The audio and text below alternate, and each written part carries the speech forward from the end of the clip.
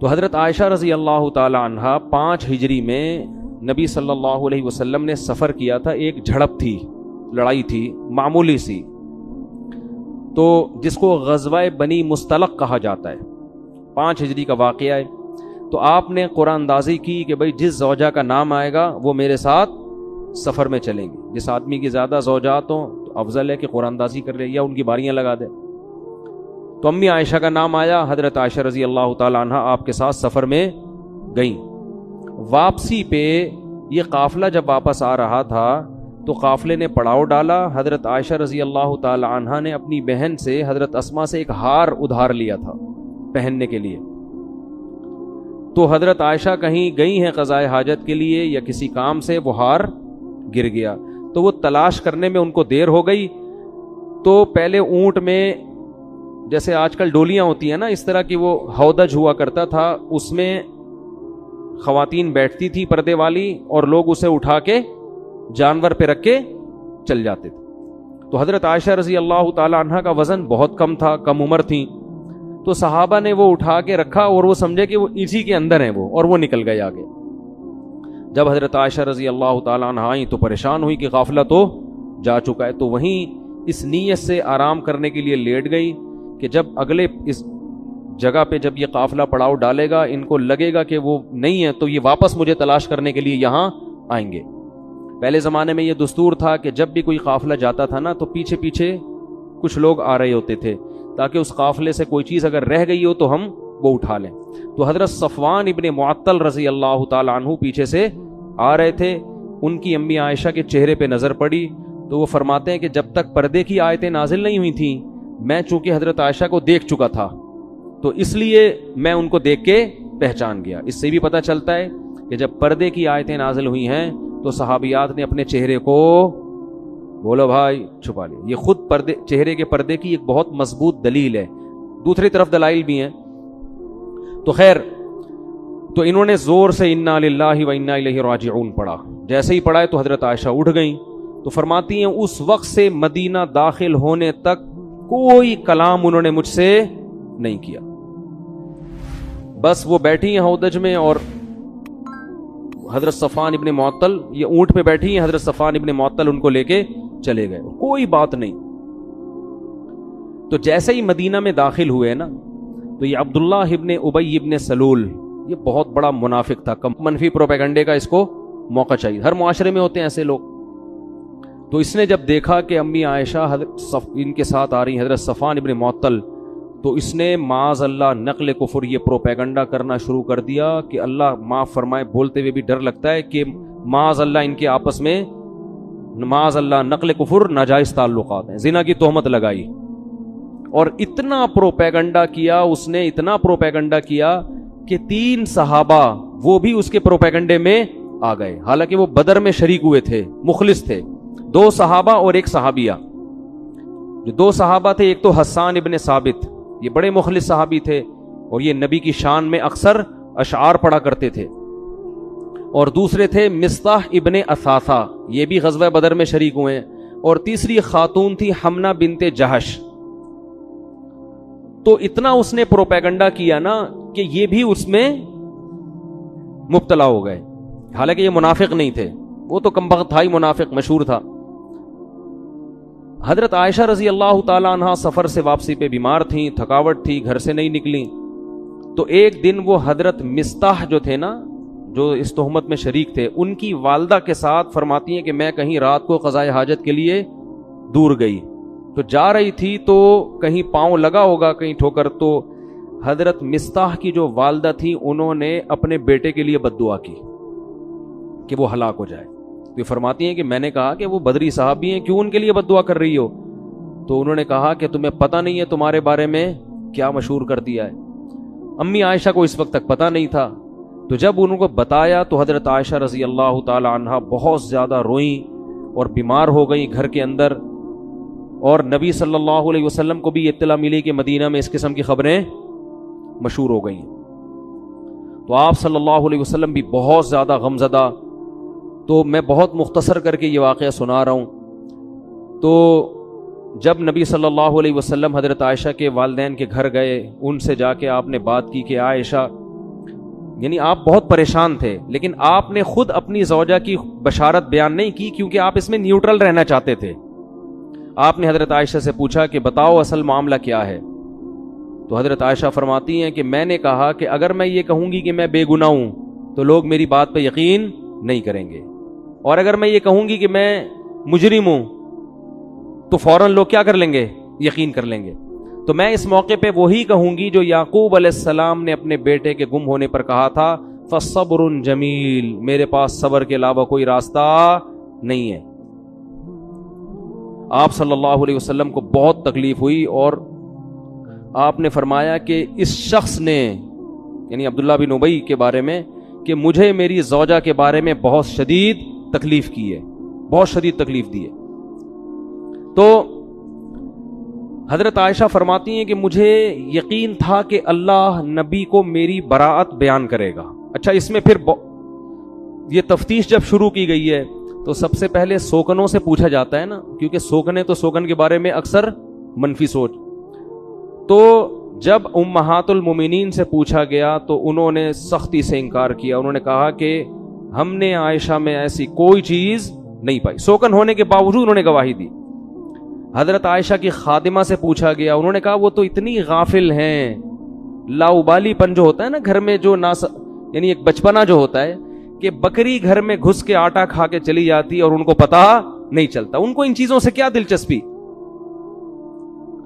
تو آپ صلی اللہ علیہ وسلم، بہت سارے صحابہ نے، حضرت عمر جب تھے، حضرت عمر سے جب پوچھا گیا یہ کیا معاملہ ہے تو فوراً بول پڑے سبحانک ھذا بہتان عظیم، کہنے لگے سبحان اللہ، یہ تو بہت بڑا بہتان ہے. بہتان کہتے ہیں جو بالکل واضح جھوٹ ہوتا ہے نا، بہت بڑا، یہ تو بہت بڑا جھوٹ ہے، اس میں تفتیش کی کیا ضرورت ہے، یہ ہو ہی نہیں سکتا.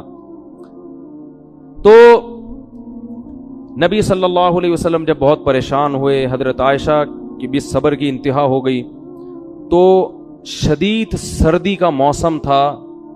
آپ صلی اللہ علیہ وسلم کو شدید سردی میں پسینہ آنا شروع ہو گیا. صحابہ کرام سمجھ گئے کہ آپ پر وحی نازل ہو رہی. صحابہ تو وحی پہ یقین کرتے تھے نا، یہ اللہ کا، کیونکہ ایسی کیفیت ہو جاتی تھی. تو حضرت عائشہ فرماتی ہیں شدید سردی میں نا آپ کے ایسا پانی کی طرح پسینہ نچڑتا تھا، ایسی کیفیت ہوتی تھی. تو آپ صلی اللہ علیہ وسلم امی عائشہ کے گھر میں، اور آپ پر وحی آنا شروع، اور پورا رکوع 11 آیتیں نازل ہوئیں جس میں اللہ نے حضرت عائشہ رضی اللہ تعالی عنہا کی پاک دامنی کو بیان کیا. تو جیسے ہی آپ نارمل کنڈیشن میں آئے ہیں، آپ صلی اللہ علیہ وسلم نے حضرت عائشہ کو خوشخبری سنائی کہ اللہ نے تمہاری پاک دامنی کو اللہ نے بیان کر دیا ہے. تو حضرت عائشہ کی والدہ کھڑی ہوئیں، انہوں نے فوراً فرمایا کہ اپنے شوہر کا شکریہ ادا کرو. امی عائشہ نے فرمایا نہیں. صحیح ہے، کیا فرمایا؟ فرمایا یہ پاک دامنی نبی نے بیان نہیں کی ہے، یہ کس نے بیان کی ہے؟ تو اللہ نے بیان، تو میں اللہ کا شکر ادا کروں گی. تو اس پر یہ آیتیں نازل ہوئیں. حضرت عائشہ فرماتی ہیں مجھے یقین تھا کہ اللہ میری برات کا اعلان کرے گا، مگر اس کا تصور بھی نہیں تھا کہ قرآن کی آیتیں بنا کے اللہ نازل کر دے گا جو قیامت تک پڑھی جائیں گی. تو اللہ تعالیٰ نے پھر جو عبداللہ بن ابی تھا اس کے لیے دردناک سخت عذاب کی خوشخبری بتائی، اور فرمایا کہ جب اصول یہ ہے کہ جو کسی پہ زنا کی تہمت لگائے گا تو کتنے گواہ لے کر آئے گا؟ 4 گواہ، اور یہاں کسی کے پاس 1 گواہ بھی نہیں ہے. یہ قرآن میں پہلے نازل ہو چکا تھا یہ حکم کہ 4 گواہ ہونے چاہیے. تو اب جو لوگ اس میں شریک تھے ان پہ حد قذف جاری ہوگی، اور ان کو 80 کوڑے لگائے گئے، جن میں 2 صحابی اور 1 صحابیہ اور عبداللہ بن ابی منافق، اس کو بھی 80 کوڑے لگائے گئے. تو حضرت عائشہ کی اللہ نے برات کا اعلان کیا، اور پھر قرآن نے کہا لولا اذ سمعتموہ، صحابہ کو بھی تنبیہ کی کہ ایسا کیوں نہیں ہوا کہ جب تم نے یہ خبر سنی تھی قلتم ما یکون لنا ان نتکلم بہذا، تم نے یہ کیوں نہیں کہا کہ ہم تو اس پہ کلام بھی نہیں کر سکتے، سبحانک ھذا بہتان عظیم. جو الفاظ حضرت عمر کے تھے نا، تو اللہ نے فرمایا تم سب نے یہ کیوں نہیں کہا. تو یہ بھی حضرت عمر کی فضیلت ہے کہ جو الفاظ انہوں نے کہے تھے وہی آیتیں قرآن بن کے نازل ہوئے. تمہارے اس پہ فخر کیا کرتے تھے کہ اللہ نے میرے کلام کو قرآن کا حصہ بنایا, کہ تم سب نے وہ الفاظ کیوں نہیں کہے جو کس نے کہے تھے. حضرت تمہارے تو بہت غیرت والے تھے نا, ان میں تو یہ دائیں بائیں حساب کتاب تھا ہی نہیں. ٹھیک ہے نا, انہوں نے کہا یہ کیسے ہو سکتا ہے, یہ تو ممکن نہیں ہے. کیونکہ سب جانتے تھے پہلے زمانے, جیسے آج بھی گاؤں میں سب ایک دوسرے کو جانتے ہیں, تو پہلے تو صدیوں سے قبیلے ایک ساتھ رہتے. بالکل اس کی مثال ایسے جیسے حضرت مریم کے جب بغیر شوہر کے بچہ ہوا ہے تو بنی اسرائیل نے کیا کہا, اے مریم تجھے تو ہم بچپن سے جانتے ہیں, ما کان ابوکی امرأ سوء وما کانت امکی بغیہ, نہ تمہارا باپ برا آدمی اور نہ تمہاری ماں فاحشہ, تم تو پیغمبروں کے خاندان میں پیدا ہو کے تم نے یہ کیسے کر لیا. تو جو قریب رہتے ہیں نا وہ ایک دوسرے کو جانتے ہیں. تو حضرت عمر امی عائشہ کو جانتے تھے, ابو بکر کی بیٹی ہیں, سبحانک, انہوں نے کہا اس کی تفتیش کی ضرورت نہیں ہے, سبحانک ھذا بہتان عظیم. پھر اللہ نے فرمایا یعظکم اللہ ان تعودوا لمثلہ ابدا, اللہ تمہیں نصیحت کر رہا ہے اس کے بعد ایسی حرکت کبھی نہیں کرنا. اور قرآن نے کہا ان الذین یرمون المحصنات الغافلات المؤمنات, جو لوگ تہمت لگاتے ہیں پاک دامن عورتوں کو, الغافلات جو بھولی بھالی سیدھی سادی ہیں, جن کو ان فحاشیوں کا پتہ نہیں ہے, المؤمنات پھر مومن بھی ہیں, لہم عذاب عظیم ان کے لیے بہت بڑا عذاب ہے. تو اس میں اللہ نے امی عائشہ کو سیدھی سادی بھی کہا, مومن بھی کہا اور پاک دامن بھی کہا, کہ بھائی تہمت اگر کوئی لگائے کسی پہلے سے کوئی فاحشہ عورت ہو, کوئی طوائف ہے مشہور ہے دنیا میں, اس کے بارے میں کوئی کہ اس نے زنا کیا ہے, برا تو یہ بھی ہے, جب تک گواہ نہیں آپ نہیں لگا سکتے, لیکن ایک پاک دامن اور نیک عورت پر آپ کیسے تہمت لگا رہے ہیں. پھر قرآن نے یہ بھی کہا الخبیثات للخبیثین والخبیثون للخبیثات. اللہ نے اپنے حبیب صلی اللہ علیہ وسلم کے لیے جس خاتون کی سلیکشن کی ہے وہ طیبات میں داخل ہے, وہ خبیثات میں داخل نہیں ہے, کیونکہ یہ تو اللہ کے حکم پہ آپ نے نکاح کیا تھا نا, خواب آیا تھا آپ صلی اللہ علیہ وسلم کو, تو اس میں بھی قرآن نے بتایا. اس لیے علماء کہتے ہیں اس پر پوری امت کا اجماع ہے کہ پیغمبر کی بیوی کافر تو ہو سکتی ہے, فاحشہ زانیہ نہیں ہو سکتی. لوط علیہ السلام کی بیوی کافر تھی, زانیہ نہیں تھی. نوح علیہ السلام کی بیوی کافر تھی, زانیہ نہیں تھی. پیغمبر کی کے نسب میں ایسا نہیں ہوتا. وجہ اس کی یہ ہے کہ کسی کی بیوی کا غیر مسلم ہونا اس مرد کے لیے بے عزتی کا سبب نہیں ہے. وہ آخرت میں اس کو غیر مسلم ہونے کی سزا ملے گی, مگر یہ مرد کے لیے بے عزتی کی بات بولو نا نہیں ہے. لیکن کسی کی بیوی کا زانیہ ہونا اس آدمی کے لیے بولو نا یار بہت ہی بری بات, اس سے وہ اس کا امیج ختم, برباد. اور پھر آگے نسب میں کیا ہے, کیا پتا چلے گا یہ بچے آپ ہی کے ہیں یا کہیں اور سے تو نہیں ڈاؤن لوڈ کروائے انہوں نے, کیا پتا چلے گا, نسب خراب. حدیث میں آتا ہے ولدت من نکاح لا من صفا, آدم سے لے کے آج تک میرے جتنی ہماری نسل پیدا ہوئی نکاح کے ذریعے ہوئی ہے, اس میں زنا نہیں ہوا. تو پیغمبروں کے لوط علیہ السلام کی جو بیوی تھی وہ زانیہ نہیں تھی, وہ لڑکوں کو, وہ جو ہے نا لوگوں کو فتح بتاتی تھی لڑکوں کے بارے میں, خود زنا نہیں کیا اس نے کبھی. تو پیغمبر کی بیویوں کو اللہ اس برائی سے بچاتے ہیں. اور خود بھی اس سے ہمیں یہ بھی پتہ چلتا ہے کہ دیکھو آپ کی جو بیوی ہے نا عمل میں کمزور ہو, یہ چیز قابل برداشت ہے. کردار کی اگر گڑبڑ ہے تو یہ غیرت مند آدمی کے لیے قابل برداشت. ابے بولنے میں گورنمنٹ نے پابندی لگائی ہے, اس میں کیا شرمانا بول. دیکھو کوئی کہے کہ دیکھو اس کی بیوی عیسائی ہے, آپ نے کہیں اہل کتاب سے شادی کر لی, لوگ کہیں گے بھئی اس نے گوری سے شادی کی ہے, اس کی بیوی کیا ہے, عیسائی ہے. تو تھوڑا سا ہوتا ہے یار, مسلمان سے کرتے تو زیادہ اچھا.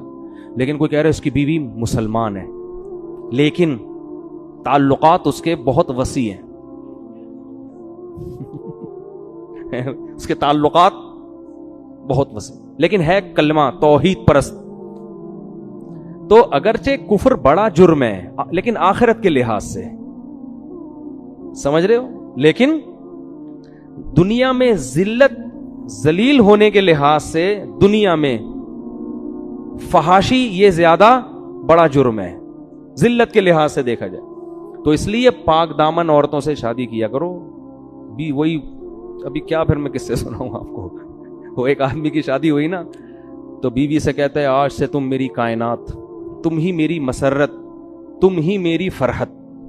وہ تو بیچارہ ڈائلاگ بول رہا تھا, فرحت یعنی خوشی, مسرت بھی خوشی اور کائنات بھی, وہ سمجھیے اپنی گرل فرینڈ کا نام بتا رہا ہے. کہتا ہے آج سے تم میری کائنات, میری فرحت بھی تم, میری مسرت بھی تم. کہتی ہے ٹھیک ہے, ستار بھی پھر آج سے تم ہی ہو, غفار بھی تم اور وسیم بھی تم ہی ہو. جب تم نے فرحت, مسرت اور کائنات سے تعلق ختم کر دیا تو اب میرا بھی وسیم سے کوئی تعلق نہیں رہے گا, میں بھی اس کے نمبر ڈیلیٹ کر رہی ہوں. تو اب بتاؤ آگے زندگی چلے گی؟ تو کردار کا ایک نمبر ہونا عورت میں یہ بہت بڑی خوبی ہے کہ اپنے شوہر سے وفا کرتی ہو. حضرت حکیم الامہ مولانا اشرف علی تھانوی رحمہ اللہ تعالی ہندوستان یعنی بر صغیر کے بارے میں فرمایا کرتے تھے, فرمایا بر صغیر کی اس وقت تو بہت تھا, یہ بر صغیر کی عورت میں ایک خوبی ایسی ہے کہ اس خوبی کی وجہ سے اس کی ہر خامی برداشت کی جائے گی کہ یہ اپنے شوہروں سے وفادار ہوتی ہیں. یورپ میں آپ شادی کرو نا بھائی, کچھ پتہ نہیں ہوتا کہ یہ جو منہ سے کہہ رہی ہو صرف تم, ہمارے ہاں بھی رکشے کے پیچھے لکھا ہوتا ہے صرف تم, تو یہ سچی مچی کا لکھا ہے یا ویسے ہی بیوقوف بنانے کے لیے لکھا؟ تو وفا بہت بڑی نعمت ہے, بہت بڑی دولت ہے. تو اللہ نے امی عائشہ رضی اللہ تعالی عنہا کی برات کو نازل کیا, اور اس واقعے میں بہت سارے اسباق ہیں. ایک سبق ہمیں یہ ملتا ہے بھائی, نیک اور پاک دامن لوگوں پر بھی تہمتیں لگ سکتی ہیں, اور ہر ایک کی پاک دامنی اللہ آسمان سے نہیں اتارتا. تو جیلیسی, حسد جہاں بھی ہوگا نا, منافقوں تو حسد ہوتا تھا نا کہ یہ تو ترقی کرتے چلے جا رہے ہیں, تو کوئی موقع ہاتھ سے جانے نہیں دیتے. حضرت مریم بھی کتنی پاک دامن, نیک, تہمت ان پہ بھی لگی, حالانکہ حضرت عیسیٰ ماں کی گود میں گواہی دے رہے ہیں کہ میری ماں پاک دامن ہے. معجزے اللہ نے کتنی اللہ نے بیان کیا نا ان کی پاک دامنی کو, مگر یہودی آج بھی حضرت مریم جیسی پاک دامن کو معاذ اللہ فاحشہ کہتے ہیں. تو دنیا میں برے الزام لگتے بھی ہیں اور پنپتے بھی ہیں, چل بھی جاتے ہیں وہ. امی عائشہ کی پاک دامنی اللہ نے آسمان سے نازل کی یہ بتانے کے لیے, وَتَحْسَبُونَهُ هَيِّنًا وَهُوَ عِندَ اللَّهِ الْعَظِيمِ وَهُوَ عِندَ اللَّهِ عَظِيمٌ. فرمایا تم اس معاملے کو ہلکا سمجھو, لیکن اللہ کی نظر میں پیغمبر کی زوجہ کا معاملہ بہت بڑا ہے. تو اس واقعے سے اللہ نے امی عائشہ کی فضیلت کو بھی بیان کر دیا کہ جو مقام اللہ کی نظر میں حضرت مریم کا ہے, اس معاملے میں وہی مقام اللہ کی نظر میں کس کا ہے؟ حضرت عائشہ. ان پہ تہمت اللہ نے برداشت نہیں کی, قرآن میں بیان کی. امی عائشہ کی پر جو تہمت لگی وہ بھی اللہ نے قرآن میں بیان کی ہے. لیکن جیسے حضرت مریم کو فاحشہ کہنے والے آج بھی موجود, معاذ اللہ نقل کفر, امی عائشہ کو برا بھلا کہنے والے, فاحشہ کہنے والے بھی آج موجود ہیں. تو جیسے وہ کافر ہیں یہ بھی کافر ہیں. جو امی عائشہ پہ تہمت لگاتا ہے نا, اسلام کی نظر میں وہ کیا ہے؟ کیونکہ قرآن نے ان کی پاک دامنی کو بیان کر دیا, واضح لفظوں میں بیان کر دیا قرآن نے. تو یہ بھی ہمیں اس سے سبق ملتا ہے, اور یہ بھی سبق ملتا ہے کہ عورت کی جو صفت اللہ نے بیان کی, الغافلات, فحاشی کی چیزوں کا اس کو پتہ نہ ہو. باپ کے گھر سے نکل کے کہاں جائے؟ شوہر کے گھر میں. آج کل ایسا نہیں ہو رہا, ابا کے گھر سے نکل کے 15-20 سال مختلف تجربے کرتے, سب کی بات نہیں بھائی, 2-4 ہی ایسی ہیں تو ہوتی ہے, لیکن وہی پھر تم ہی میرے ستار بھی, تم ہی میرے غفار, یہ نوبت آ رہی. تو جلدی نکاح کرنے کا فائدہ کیا ہوتا ہے؟ بچی عفت اور پاک دامنی والی زندگی گزارتی, وہ اپنے شوہر کے ساتھ وفا کرتی ہے. سمجھتے ہو کہ نہیں سمجھتے, اور خود بھی وفا کرنی چاہیے, خالی ادھر کے مشورے نہیں ہیں.